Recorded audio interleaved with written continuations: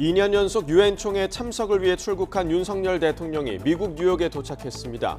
윤 대통령은 오는 21일 기조연설을 통해 북러 군사 협력에 대해 비판하고 부산 엑스포 외교전에도 나섭니다. 백현동 개발사업 특혜 의혹과 쌍방울 대북 송금 의혹으로 구속영장이 청구된 더불어민주당 이재명 대표에 대한 국회 체포동의 절차가 시작됐습니다. 병원으로 옮겨진 이재명 대표는 최소한의 수액만 맞으며 단식을 이어간다는 방침입니다. 이균용 대법원장 후보자에 대한 인사청문회가 오늘부터 이틀간 실시됩니다.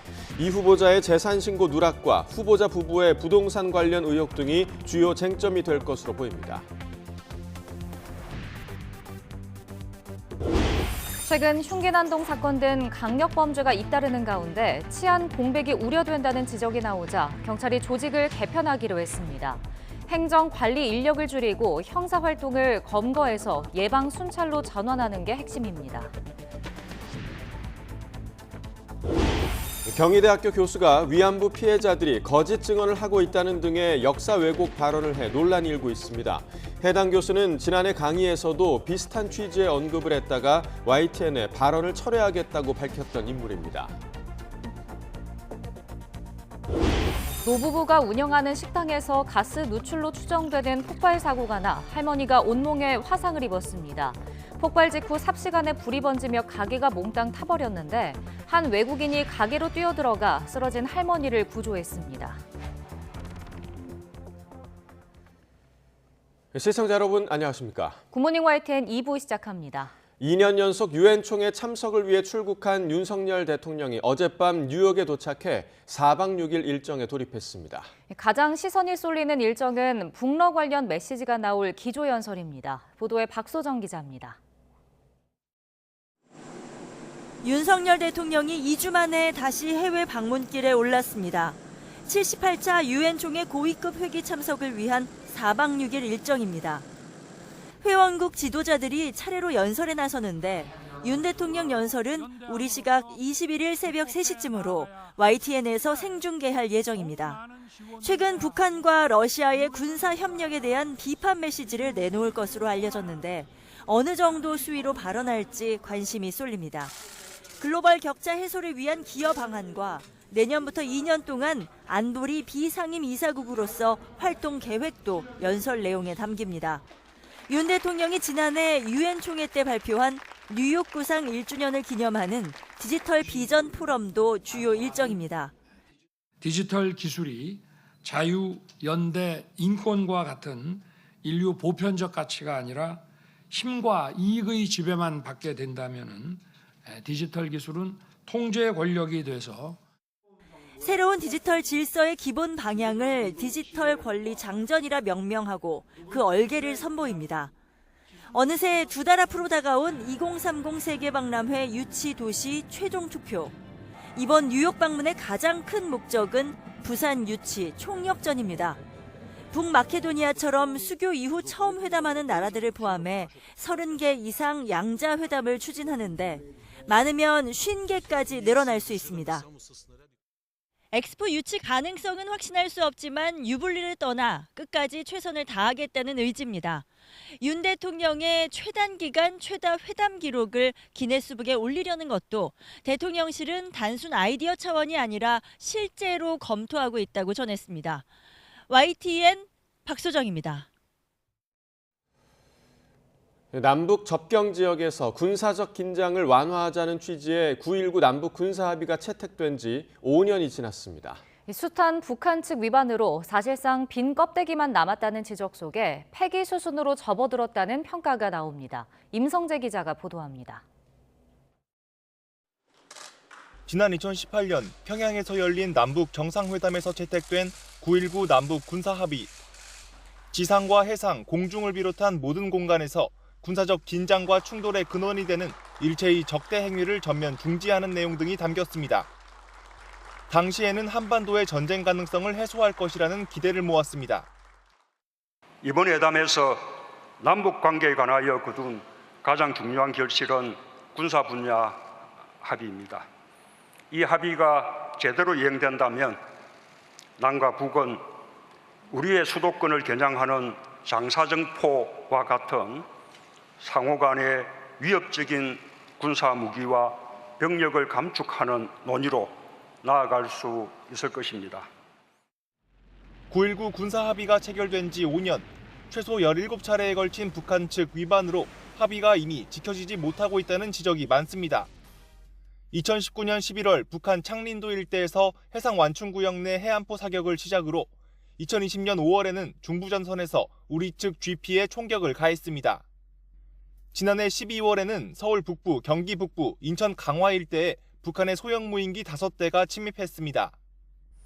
이 과정에서 우리 측은 2차례 대응 사격으로 반격했습니다. 군 당국은 17차례 위반 이외에도 해안포 포문 개방이나 포구 덮개 미실시 등 기타 위반 사례도 다수 발생했다고 설명했습니다.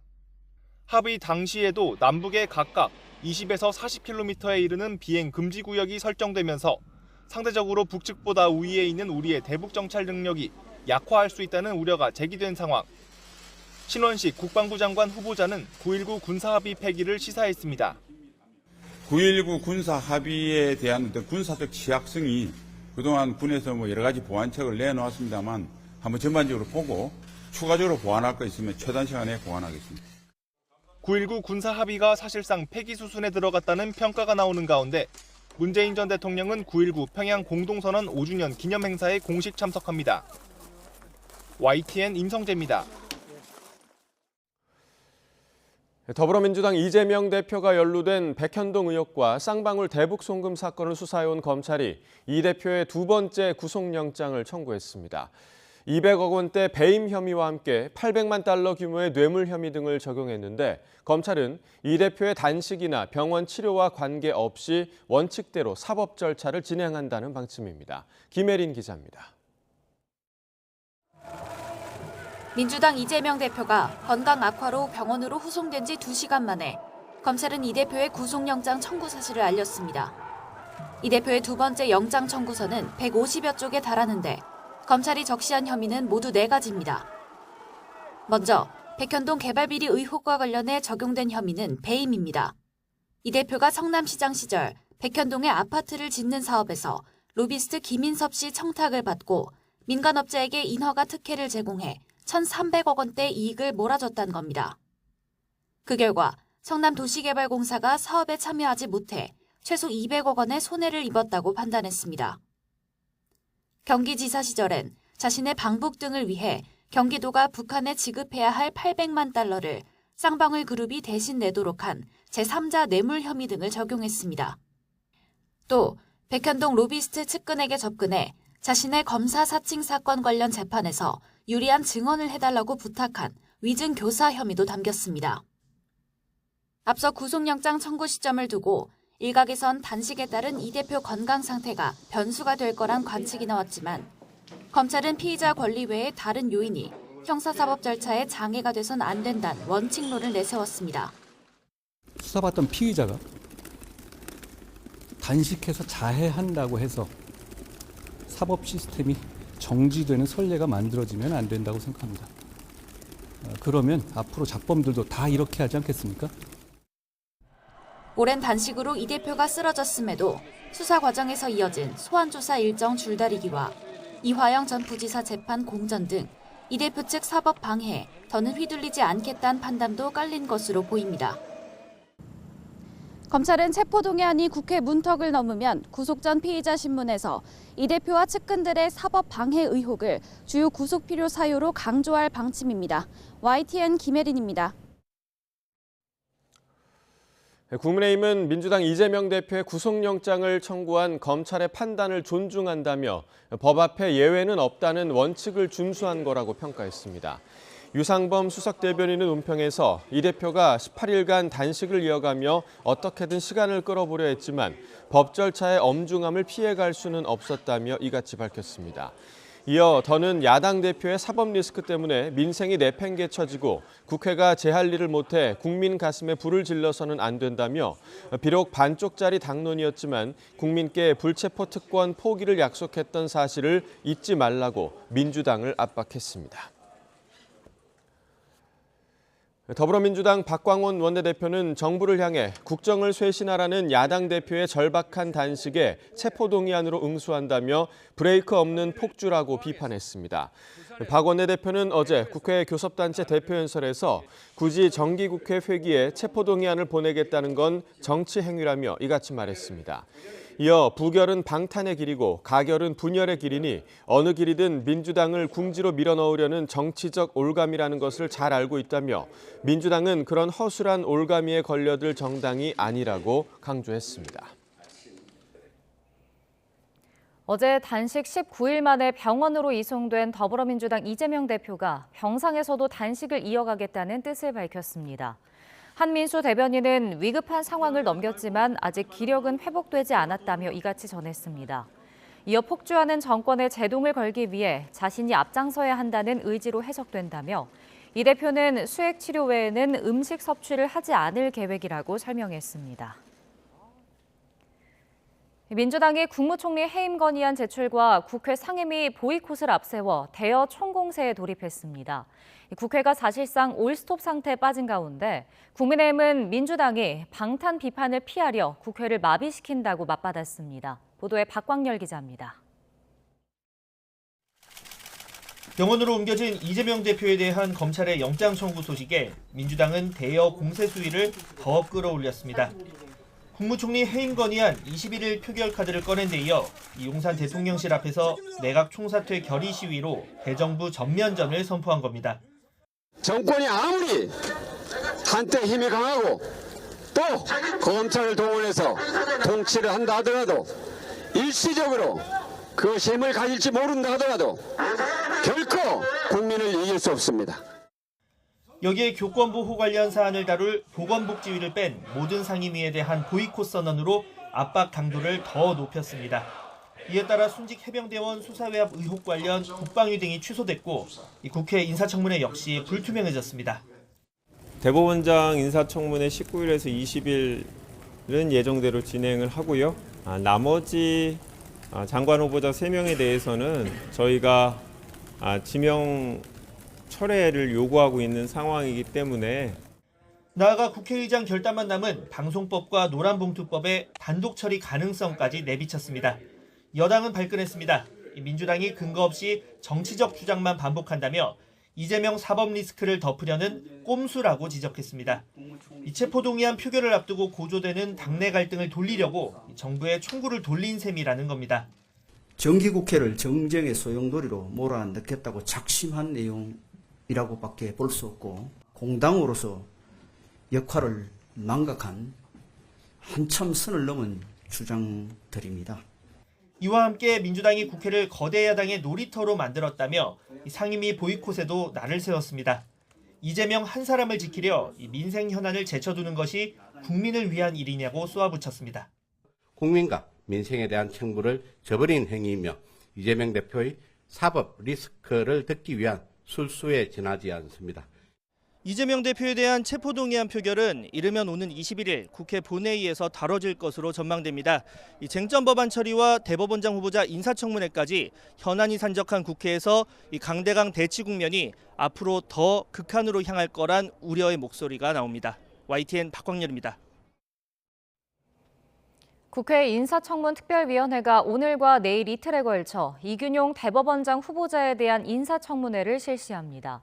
청문회에서는 이 후보자의 재산 신고 누락과 후보자 부부의 부동산 관련 의혹 등이 주요 쟁점이 될 것으로 보입니다. 첼리스트인 딸의 고가 첼로 재산 신고 누락을 비롯한 자녀 재산 문제와 성범죄와 가정폭력 감형 판결 등을 둘러싼 쟁점도 청문회에서 다뤄질 전망입니다.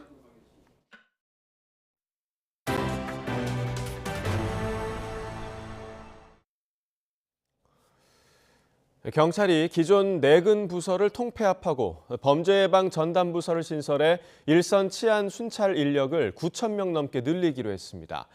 조직을 단순화할 뿐 실효성이 떨어지고 또 경찰 수사력이 오히려 약해질 수 있다는 비판의 목소리가 내부에서 나옵니다. 권준수 기자가 보도합니다.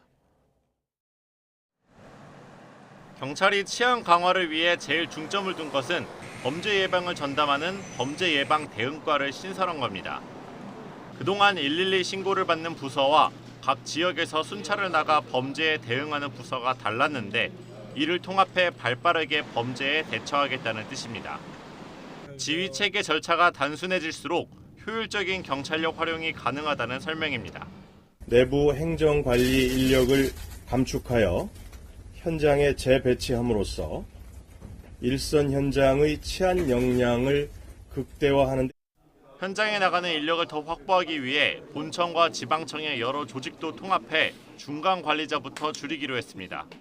지금 내건 인력이 약 30-40%는 될 텐데 내건 인력이 많은 이유는 고기 많은 과가 많고 과가 많은 개가 많고 팀이 많아서 그만큼 지휘 인력이 너무 많은 거죠. 특히 사이버 수사국과 과학관리관이 각각 수사국과 형사국 아래로 들어가 합쳐지는 등 조직을 단순화하기로 했습니다. 경찰 내부에선 전문 수사 부서를 축소하는 건 시대 흐름에 역행한다는 비판의 목소리가 나오고 있습니다. 현장 순찰만 강화한다고 발빠른 수사가 진행되는 건 아니라는 볼멘 소리도 나옵니다. 국가수사본부를 비롯한 수사 인력이 줄어들면서 검찰에 비해 전문성이 약해지는 것이 아니냐는 비판도 있습니다.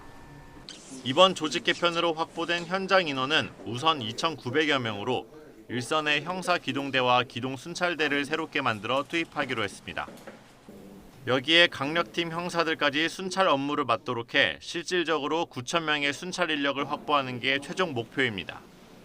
하지만 다중 밀집 지역이나 공원 둘레길 등에 탄력적으로 배치한다는 방침만 있을 뿐 아직 구체적인 운영안은 없습니다. 일선에선 불필요한 잡무를 없애는 게 더 시급하다며 임시 방편에 불과하다는 비판도 나옵니다. 아랫돌 빼고 윗돌 갖다 놓는 거랑 똑같아. 각 부서에 쓸모없는 일들을 없애야지. 경찰 소관이 아닌데 한 번은 임시적으로 도와주다 아예 갖고 왔던 그런 것들. 특히 의경 부활 검토 카드가 사실상 무산된 이후 실효성이 떨어지는 조직 개편으로 일선 경찰관 책임만 커지는 것이 아니냐는 우려가 커지고 있습니다. YTN 권준수입니다. 과외 앱으로 만난 20대 여성을 살해하고 시신을 훼손한 혐의 등으로 기소된 정유정이 우발적인 범행이었다는 주장을 뒤집고 계획 범죄를 시인했습니다. 이 범행을 뒷받침하는 증거가 충분하다 보니 태도를 바꾼 것으로 보이는데 다음 재판에서는 정 씨 생활 환경과 성장 배경 등이 중점적으로 다뤄질 전망입니다. 차상은 기자입니다. 지난달 공판 준비기일에서 계획적인 범행이 아니었다고 말한 정유정. 3주 뒤에 열린 첫 공판에서는 계획 범행을 시인했습니다. 정 씨 변호인은 지난 앞선 진술을 철회하고 검찰 공소 사실도 모두 인정한다고 말했습니다. 이런 태도 변화는 계획 범행을 뒷받침하는 증거가 충분하기 때문으로 분석됩니다. 검찰은 정 씨가 과외 앱을 통해 혼자 사는 여성을 범행 대상으로 정한 뒤 흉기를 준비해 찾아갔고 피해자 집보다 한층 높거나 낮은 층 엘리베이터를 이용하며 동선을 숨기려 한 사실 등이 확인됐다며 200개가 넘는 증거를 제출했습니다. 정 씨가 중고거래 앱을 이용해서도 10대와 20대를 살해하려 했다는 최근 경찰 수사 결과는 보완 수사가 필요하다는 검찰 판단에 따라 재판 내용에 포함되지 않았습니다. 정 씨 변호인은 이번에도 취재진 질문에 답하지 않았습니다. 우발적인 범행이었다고 했다가 그 진술이 철회가 됐는데 혹시 그 이유가 좀 있습니까? 정 씨가 범행 일체를 인정함에 따라 앞으로 공판에서는 정 씨의 성장 배경과 사이가 좋지 않았던 아버지와의 관계 등 양형에 영향을 미칠 부분이 중점적으로 다뤄질 전망입니다. 정 씨와 함께 살았던 할아버지는 다음 공판에 증인으로 출석합니다.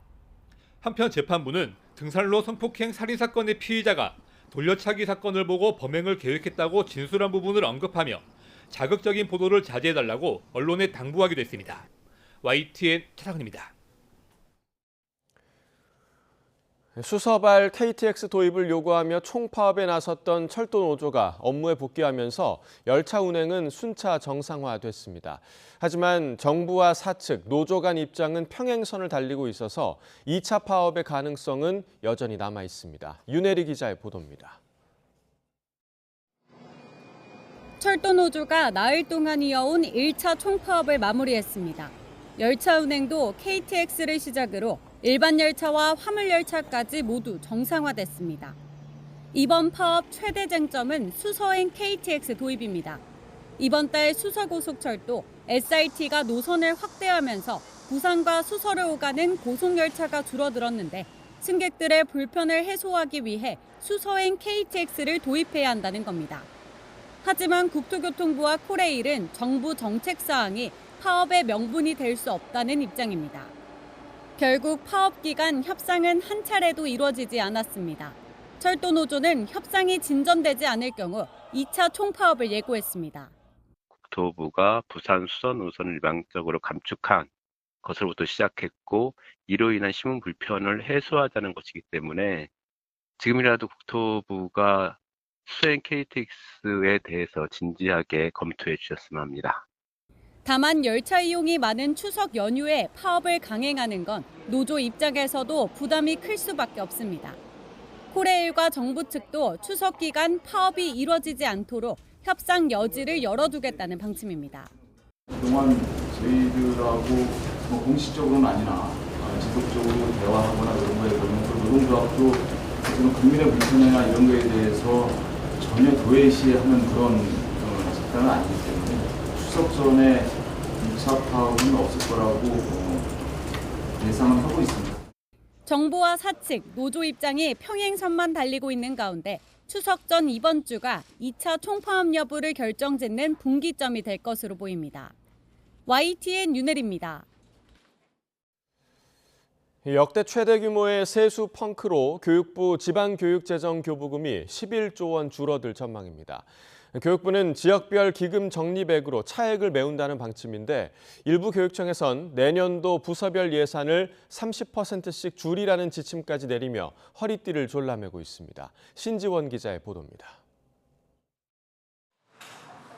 올해 세금이 덜 거치면서 교육교부금은 약 11조 원 줄어들 예정입니다. 올해 예상했던 교육교부금은 75조 7천억 원인데 실제로는 65조 원 정도로 줄어드는 겁니다. 지방교육재정교부금은 전국 17개 시도교육감에게 송부돼 인건비와 교육과정 운영 등 고정비용이나 재해복구 등 특정 목적으로 쓰입니다. 내국세의 20.79%와 국세, 교육세 일부로 조성돼 세금이 덜 거치는 만큼 감소합니다. 교육부는 일단 전국 시도교육청의 기금 적립금으로 구멍을 메워 올해 목표 사업엔 차질이 없을 거라고 밝혔습니다. 전국 시도교육청은 지난해 말 기준 통합교육 재정안정화기금 11조 6천억 원을 포함해 21조 3천억 원 정도의 기금을 보유하고 있습니다. 하지만 경기도는 1.8조 규모인데 반해 제주는 450억 원으로 가장 적어 지역별 편차가 큽니다. 각 시도교육청은 새는 돈을 막기 위해 모든 사업을 원점에서 재검토한다는 입장입니다. 교부금 감소에 대응해가지고 모든 사업을 원점에서 재검토를 하고 불효불급한 그 사업을 최대한 억제해서 학교 교육력 강화를 위한 핵심 교육 사업에 집중 투자하고자 한다. 서울시 교육청도 내년도 각 부서별 예산을 30%씩 줄이라는 지침이 내려진 것으로 알려졌습니다. 올해 부족분은 적립기금으로 메우면서 내년에도 허리띠를 졸라매야 하는 상황. 역대급 세수 펑크의 여파로 당분간 교육 현장의 혼란이 불가피할 전망입니다. YTN 신지원입니다.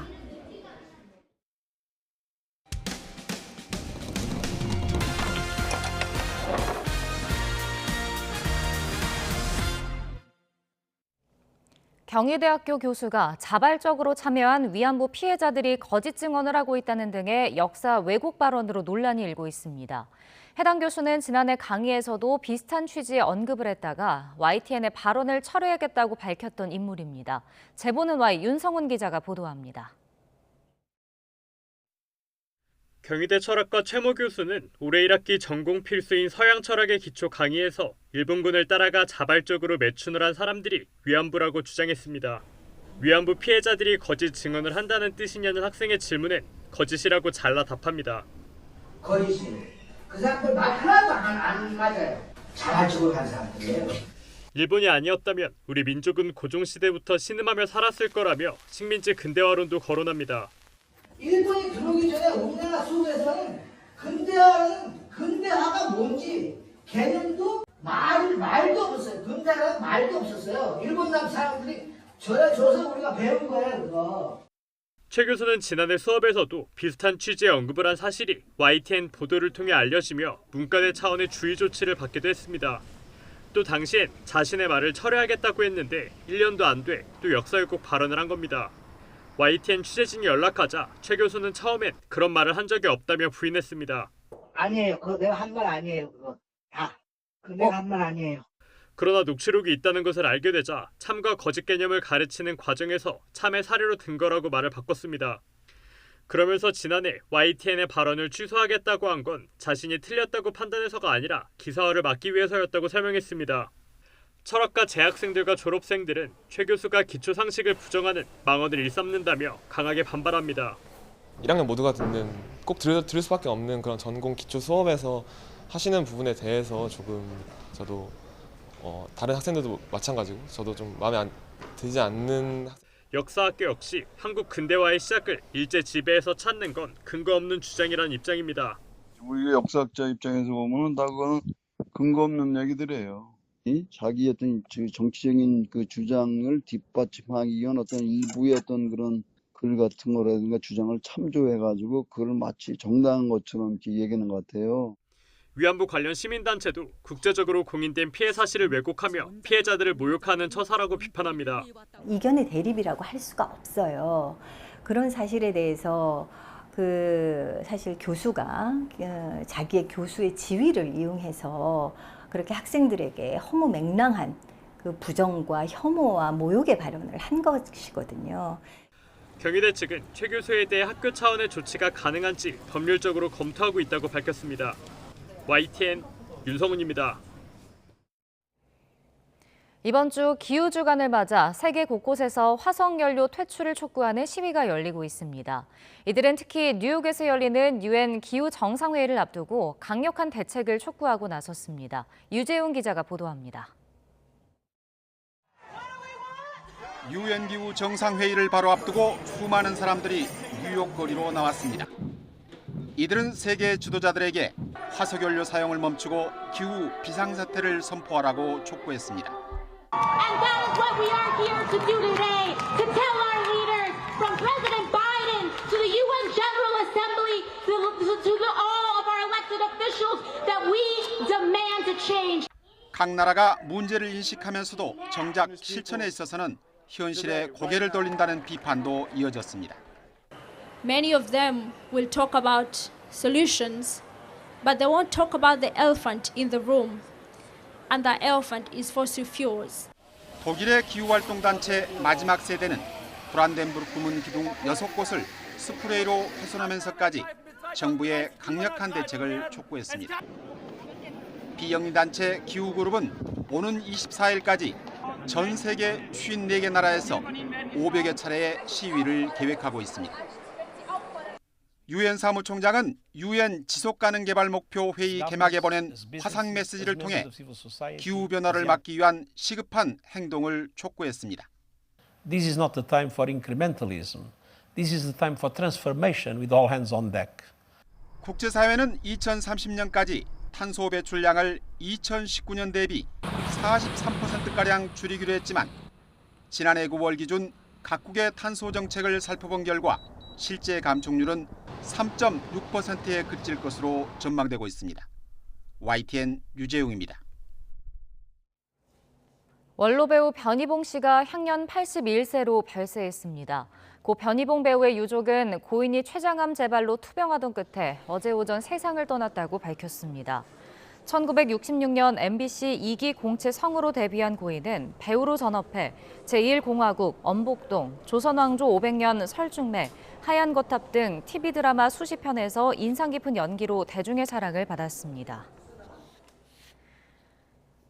서울 삼성 서울병원 장례식장에 마련된 변희봉 배우의 빈소에는 영화계 인사들의 추모 발길이 이어졌습니다. 고인과 오랜 시간 호흡을 맞췄던 봉준호 감독은 가장 먼저 빈소를 찾았고 이어 여러 작품을 함께한 배우 송강호 씨가 도착해 고인을 추모했습니다. 두 사람은 취재진과 별도 인터뷰 없이 오랫동안 빈소를 지켰습니다. 발인 전날인 오늘까지 영화계 선후배와 동료들의 조문은 이어질 것으로 보입니다.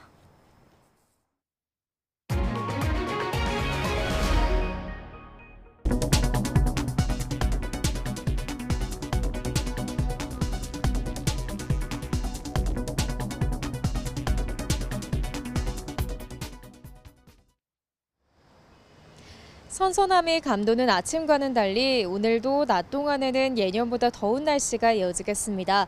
오늘 서울 한낮 기온은 28도로 예년 기온을 2도가량 웃돌겠고요. 대구는 30도까지 오르는 등 평년보다 3도 정도 높아서 마치 여름처럼 후텁지근하겠습니다. 또 현재 내륙 곳곳으로 가시거리 200m 안팎에 매우 짙은 안개가 끼어 있는 곳이 많습니다. 출근길 차간 거리를 넉넉히 두는 등 교통안전에 각별히 유의해 주시기 바랍니다. 오늘 중부지방은 대체로 흐리고 남부지방은 가끔 구름만 많이 지나겠습니다. 다만 경기 북부와 영서 중북부에는 오전부터 낮 사이 5mm 안팎의 산발적인 비가 오겠고 그 밖에 수도권과 영서 지방에도 빗방울이 떨어지는 곳이 있겠습니다. 현재 기온 살펴보겠습니다. 현재 서울 기온 21.6도, 청주 21.3도, 전주는 21.2도를 나타내고 있습니다. 낮 동안에는 예년 기온을 2에서 3도가량 웃돌겠습니다. 오늘 서울과 대전의 한낮 기온 28도, 광주와 부산은 29도가 예상됩니다. 내일은 새벽에 중부지방을 시작으로 전국 곳곳에 가을비가 내리겠고요. 비가 내리면서 막바지 늦더위도 누그러지겠습니다. 이후 주 후반에는 서울 아침 기온이 17도 안팎까지 떨어지면서 날씨가 쌀쌀해질 전망입니다. 요즘 아침과 낮과 밤의 기온차가 크게 벌어지고 있습니다. 큰 기온 변화에 감기 등 호흡기 질환에 걸리기 쉬우니까요. 환절기 옷차림과 건강관리에 각별히 유의해 주시기 바랍니다. 지금까지 서울 상암동 야외 스튜디오에서 YTN 윤수빈입니다.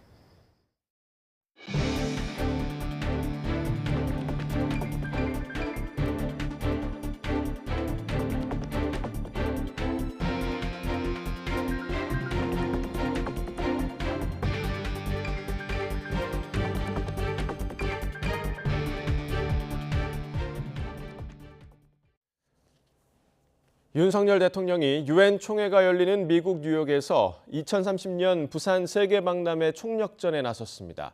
윤 대통령은 뉴욕에 도착하자마자 릴레이 양자회담을 진행했습니다. 뉴욕에서 조은지 기자입니다.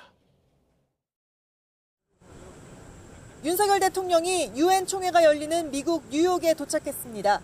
지난달 캠프 데이비드 한미일 정상회의 이후 꼭 한 달 만에 미국 방문이자 아세안과 G20 순방에서 돌아온 지 일주일 만에 해외 출장입니다.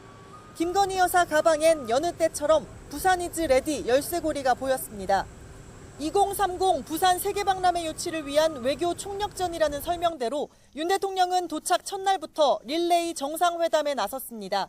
스리랑카를 시작으로 산마리노와 부룬디, 체코와 덴마크 등과 잇따라 숨가쁘게 마주 앉았습니다. Pleased to meet you. Mr. President, it's nice to see you again. 회담장에는 어김없이 부산 홍보 책자가 배치됐고 엑스포 유치전을 총괄하는 장성민 미래전략기획관이 배석했습니다. 윤 대통령은 193개 나라 정상이 모이는 유엔 총회, 특히 두 달 뒤 엑스포 최종 투표까지 가장 큰 다자외교 무대에서 최대한 많은 정상과 접촉해 부산 지지를 요청할 계획입니다. 가장 앞서 있다는 사우디 리야드를 넘어 반전 드라마를 쓰기 위해 30개 이상 최대 45개 나라와 만날 예정입니다. 윤 대통령은 뉴욕 이틀째에도 콜롬비아와 가나, 모나코 등 여러 정상과 만나 부산 홍보 총력전에 나섭니다. 대통령실은 엑스포 유치도 다양한 양자회담도 결국은 국민 먹고 사는 문제, 즉 경제와 맥이 닿아 있다고 설명했습니다. 뉴욕에서 YTN 조은지입니다. 검찰이 백현동 개발 특혜 의혹과 쌍방울 대북 송금 사건을 병합해 더불어민주당 이재명 대표에 대한 두 번째 신병 확보에 나섰습니다. 서울중앙지방검찰청은 어제 배임과 위증교사, 제3자 뇌물과 외국환거래법 위반 혐의를 적용해 이 대표 구속영장을 청구했습니다. 검찰은 이 대표의 단식이나 병원 치료와 관계없이 피의자 권리 외에 다른 요인이 형사사법 절차에 장애가 돼선 안 된다는 원칙론을 내세웠습니다. 병원으로 이송된 이재명 대표는 최소한의 수액만 맞으며 단식을 이어간다는 방침입니다.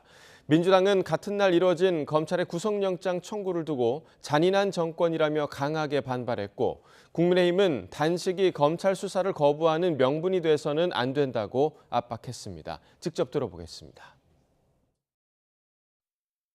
윤석열 대통령이 오늘 출국을 그 시간에 맞춰서 또 그리고 오늘 아침 이재명 대표께서 병원에 긴급 이송된 상황에서 중앙지검에서 영장 청구를 전격적으로 한 것입니다. 이는 윤석열 검사 독재 정권의 폭거이자 파렴치하고 잔인한 영장 청구라고 할 것입니다. 검찰에서는 지금 이재명 대표의 단식에 대해서 검찰이 필요한 시기에 필요한 수사를 위한 모든 요구를 거절하는 명분으로 사용을 했기 때문에 지속적인 어떤 정당한 어떤 소환 및 재판 요구에 계속 응하지 않는 명분으로 쓴다면 그 자체도 하나의 중요한 참고 자료가 될 수 있다고 생각합니다. 이재명 대표가 단식 도중에 병원으로 이송되면서 민주당 측의 요구로 국회 상임위 일정이 연이어 취소됐습니다. 국회 공보국은 어제 열릴 예정이던 산자위 전체 회의와 국방위 청원심사 소위가 취소됐다고 밝혔습니다. 다만 교권 보호를 위한 아동복지법 개정안을 처리하는 복지위 전체 회의는 애초 계획대로 열립니다. 민주당 김한규 원내대변인은 의원총회를 마친 뒤 기자들과 만나 오늘부터 내일까지 열리는 이균영 대법원장 후보자 인사청문회는 예정대로 열린다고 밝혔습니다. 라임 환매 사태 핵심 인물인 김봉현 전 스타모빌리티 회장에 대한 2심 판단이 오늘 나옵니다. 서울고등법원은 오늘 김 전 회장의 항소심 선고기일을 진행합니다. 김 전 회장은 스타모빌리티 등에서 1,300억 원을 횡령한 혐의 등으로 1심에서 징역 30년과 추징금 769억 원을 선고받았습니다. 상습 마약 투약 혐의를 받는 배우 유아인 씨를 수사해온 검찰이 유 씨의 구속영장을 다시 청구했습니다. 검찰은 프로포폴 등 의료용 마약을 200차례나 투약한 유 씨가 증거인멸을 지시하고 진술 번복을 협박했으며 일행에게 대마 흡연도 강요했다고 밝혔습니다. 보도에 김철희 기자입니다.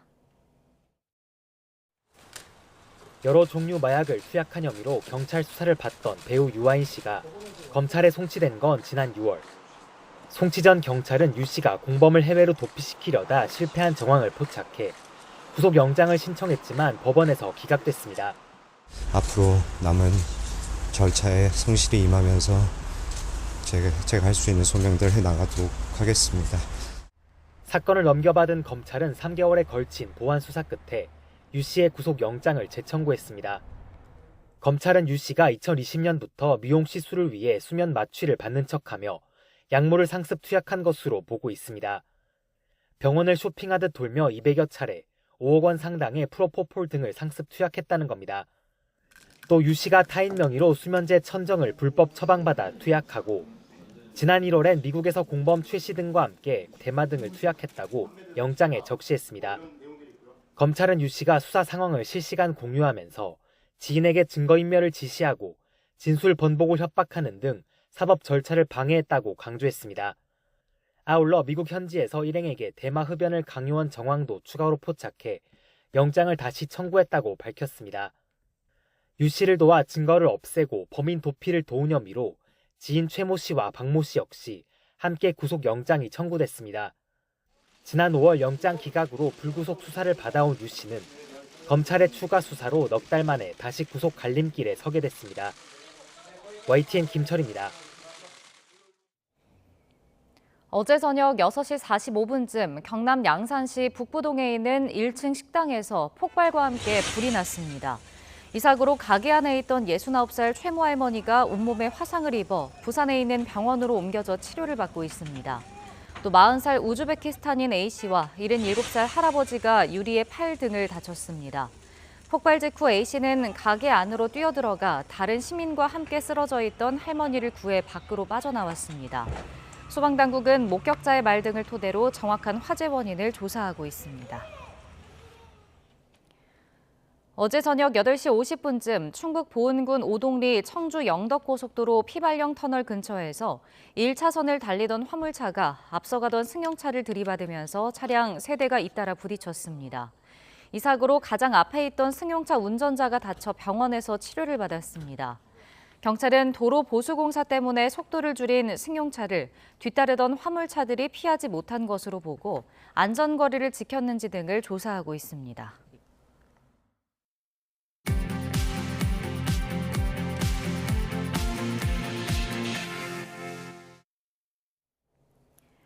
이 시각 세계NN입니다. 댐 붕괴에 따른 대홍수로 막대한 피해가 난 리비아에선 무너진 건물 잔해 속에서 안타까운 수색 작업이 이어지고 있습니다. 동서로 갈린 두 행정부의 엇갈린 대응이 피해를 더 키웠다는 지적도 나오고 있습니다. 황보연 기자입니다. 댐이 무너지면서 대홍수가 휩쓸고 간 리비아 북동부 데르나. 형체도 없이 사라진 건물 잔해를 원망하며 한 여성이 하염없이 울부짖습니다. يعرف لو نقدر نشيل قضية هذا لو نقدر نشيله بيدي لو نقدر نحوله أنا نحوله نطلع حتى جثة بس حتى جثة نضبطها نبحث له. 콘크리트에 깔린 것으로 보이는 남동생 가족들을 애타게 찾고 있는 이 여성. 눈에 선한 5명의 조카와 남동생 부부를 한 명 한 명 애타게 불러봅니다. تيم ويزن ولقمان وسالمة وتماضر حكيم وجوزته يا ربي يا ويلتينا يا ويلتي وينكم. 물폭탄이 지나가며 폐허로 변한 상점가에서는 힘겨운 복구 작업이 시작됐습니다. والله إن شاء الله خير بإذن الله كل شيء إن شاء الله حيكون كويس بإذن الله لكن اللي راح مش عارف. 방치된 시신 등으로 인한 전염병 확산을 막기 위해 도심 곳곳에서 방역 작업도 실시됐습니다. 유엔은 현지 적신월사 자료를 기반으로 사망자가 10,000명이 넘는다고 발표했다. 하루 만에 세계보건기구 집계를 이용해 3,900여 명으로 정정했습니다. 생존자 수색이 진행 중인 만큼 정확한 희생자 규모 파악은 어렵다고 유엔 측은 설명했습니다. 막대한 인명과 재산 피해는 동서로 분열된 리비아 내정 혼란과 두 행정부의 엇갈린 대응으로 더욱 커졌다는 지적이 나오고 있습니다. 10년 넘게 이어진 정치 분열로 댐 유지 관리가 제대로 이루어지지 않아 쉽사리 무너진 데다 댐 붕괴 이후 대피하라, 집에 머물라는 엇갈리는 지시가 함께 내려진 것으로 주민들은 증언하고 있습니다. YTN 황보연입니다. 한국에 묶여있던 이란 자금이 스위스를 거쳐 카타르로 송금된 뒤 미국과 이란의 수감자 교환이 이뤄졌다고 AP통신 등 외신이 보도했습니다.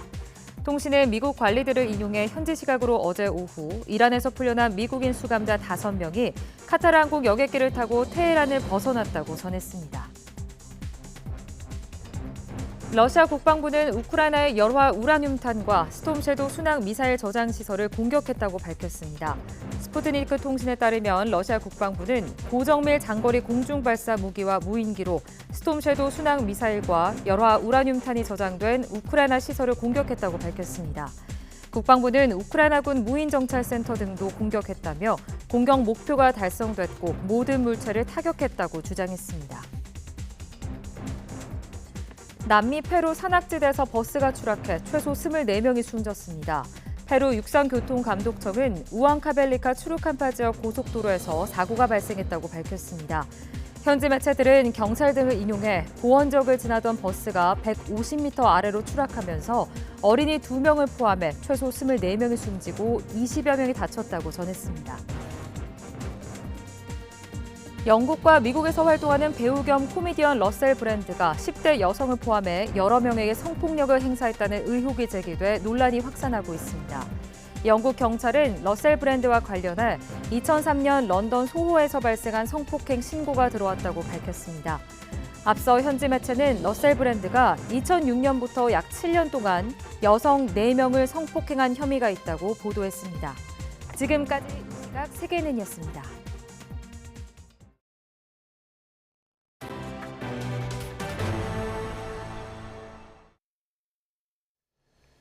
시 조례를 통해 무분별한 정당 현수막 규제에 나선 인천시의 조치에 대해 대법원이 별 문제가 없다는 1차 판단을 내렸습니다. 앞으로 전국 대부분의 지자체에서 인천시처럼 정당 현수막에 대해 규제하겠다는 움직임을 보이고 있습니다. 강성욱 기자가 보도합니다. 인천시는 지난 7월부터 관내 기초단체와 함께 무분별한 정당 현수막에 대해 철거 작업을 벌였습니다. 하지만 집행에 나선 현장 공무원들은 내심 불안감에 시달렸습니다. 행정안전부가 인천시를 상대로 상위법에 위배된다며 대법원에 제소하고 조례 집행정지 가처분 신청까지 냈기 때문입니다. 숙고를 거듭한 대법원은 행안부의 제소가 이유 없다며 인천시의 손을 들어줬습니다. 정당 현수막 공해에 시달려온 전국 대부분의 지자체는 대법원의 결정을 환영했습니다. 헌법 정신에 어긋나는 법률에 대해서 지방정부에서 조례를 개정해서 이를 규제하는 것이 합당하다는 대법원의 판결에 대해서 저희는 매우 뜻깊게 생각하고 필요한 행정조치에 대해서는 과감하고 용기 있게 추진해 나가겠습니다. 서울과 부산, 울산과 광주 등 다른 광역단체들도 인천시의 조례를 참고해 정당 현수막 규제에 나서겠다는 움직임을 보이고 있습니다. 지난 5월에 만든 인천시 조례는 정당 현수막도 지정 게시대에 걸어야 하고 국회의원 선거구별로 4개 이내로 내용도 혐오와 비방이 없어야 한다고 규정하고 있습니다. 지난해 말 국회가 정당 현수막은 아무런 규제 없이 내걸 수 있도록 5개 광고물법을 개정한 이후 전국이 현수막 공해로 뒤덮인 데 대해 인천시가 조례를 통해 맞대응에 나선 것입니다. 전국 17개 시도지사는 지난 7월 여야 당적을 떠나 공동 결의문을 통해 정치권의 정당 현수막에 대한 특혜 조항을 신속하게 폐지해 줄 것을 요구하기도 했습니다. 내년 총선을 앞두고 정치권은 정당 현수막 문제에 대해 수긍하면서도 정작 특혜 조항 폐지에 대해서는 여야 모두 미지근한 태도를 보이고 있습니다. YTN 강성욱입니다. 경북 포항시가 소속 공무원이 수십억대 비위에 연루된 정황을 포착하고 경찰에 수사를 의뢰했습니다. 포항시는 어제 브리핑을 통해 6급 공무원 A씨가 시 소유의 재산을 매각하면서 13억 원에 이르는 매각 대금을 입금하지 않은 사실을 확인하고 경찰에 고발했다고 밝혔습니다. 5년 넘게 해당 업무를 담당한 A씨는 지난 2021년부터 1년 동안 시 소유 재산 27건을 매각하면서 감정평가보다 적은 금액만 시에 입금한 혐의를 받습니다. 대구지방검찰청 서부지청이 어제 건설 현장 노동자들의 임금 수억 원을 떼먹은 혐의로 건설사 대표 A씨에 대해 구속영장을 청구했습니다. A씨는 원청에서 공사 대금을 받고도 이를 개인 채무 상환에 쓴 뒤 노동자 300여 명의 임금 7억 5천여만 원을 주지 않은 혐의를 받습니다. 검찰은 추석 전까지 노동자들이 피해를 최대한 회복할 수 있도록 임금을 떼먹은 사업주에 대해서는 원칙적으로 구속 수사할 방침이라고 밝혔습니다. 오늘도 낮 동안 예년보다 후텁지근한 날씨가 이어지겠습니다. 오늘 서울 한낮 기온은 28도로 예년 기온을 2도가량 웃돌겠고요. 대구는 30도까지 오르는 등 평년보다 3도 정도 높아서 여름처럼 후텁지근하게 느껴지겠습니다. 오늘 중부지방은 대체로 흐리고 남부지방은 가끔 구름만 많이 지나겠습니다. 다만 아침까지 내륙 곳곳에 가시거리 200m 미만의 매우 짙은 안개가 끼어 있는 곳이 많겠고요. 경기 북부와 영서 중북부에는 오전부터 낮 사이 5mm 안팎의 산발적인 비가, 그 밖에 수도권과 영서 지방에도 빗방울이 떨어지는 곳이 있겠습니다. 현재 기온 살펴보겠습니다. 현재 서울 기온 21.6도, 청주 21.3도, 전주는 21.2도를 나타내고 있습니다. 낮 동안에는 예년 기온을 2에서 3도가량 웃돌겠습니다. 오늘 낮 기온 서울 28도, 대전도 28도, 광주와 부산은 29도가 예상됩니다. 내일은 새벽에 중부지방을 시작으로 전국 곳곳에 가을비가 내리겠고요. 비가 내리면서 막바지 늦더위도 누그러질 전망입니다. 지금까지 날씨 정보였습니다. 굿모닝 YTN 2부 마칩니다. 잠시 후 6시 50분 3부에서 뵙겠습니다.